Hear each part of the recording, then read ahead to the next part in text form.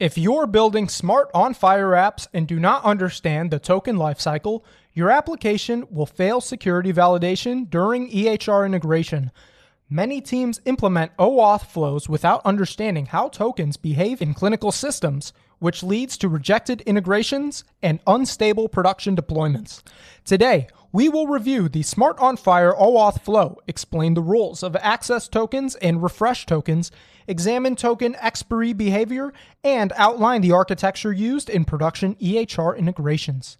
My name is Marty, and at OSP, we design smart on-FHIR integrations that pass enterprise security validation and operate reliably inside healthcare systems. What actually is smart on-FHIR? Smart on-FHIR combines three elements that enable secure application integration with EHR platforms.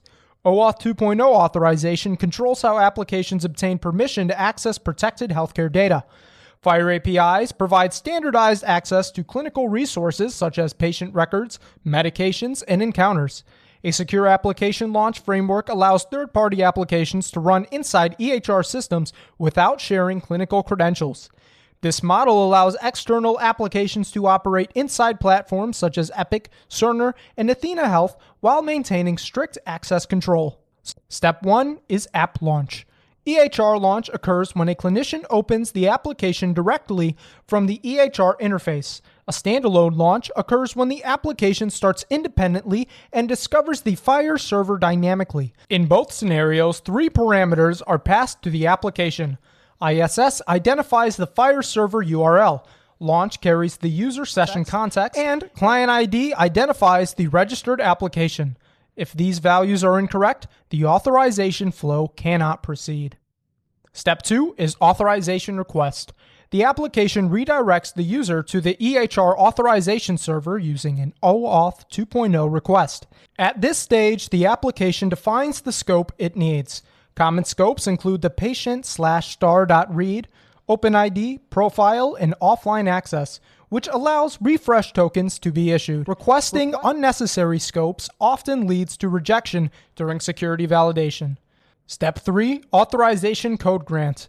After authentication, the authorization server returns a short-lived authorization code. This code is single-use and must be exchanged immediately at the token endpoint. The two-step process prevents tokens from appearing in browser history, URLs, or logs, which protects sensitive credentials. Step 4, token issuance. The token endpoint returns three tokens. The access token is a signed JSON web token used to call the FHIR API and usually expires within minutes. The refresh token allows the application to obtain new access tokens without requiring the user to log in again. The ID token contains identity claims through OpenID Connect. Misunderstanding the purpose of these tokens is a common implementation mistake. Step 5, token usage. Each FHIR API request must include the authorization header containing the bearer access token. The FHIR server validates the token signature, expiration time, and approved scopes before returning data. This validation occurs for every request. Step 6, expiry and refresh cycle. Access tokens expire quickly by design. Applications must use refresh tokens to obtain new access tokens before expiration. This process should occur silently so clinicians are not interrupted during active workflows. Step 7, token revocation.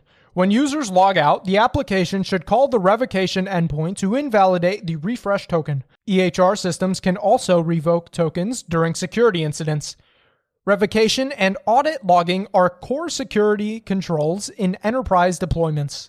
Let's talk about smart on-FHIR architecture in production. A typical smart on-FHIR architecture includes a client application, an authorization server, a token endpoint, a FHIR server, and a resource layer that provides clinical data.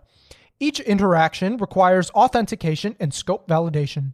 Let's talk about some common implementation mistakes.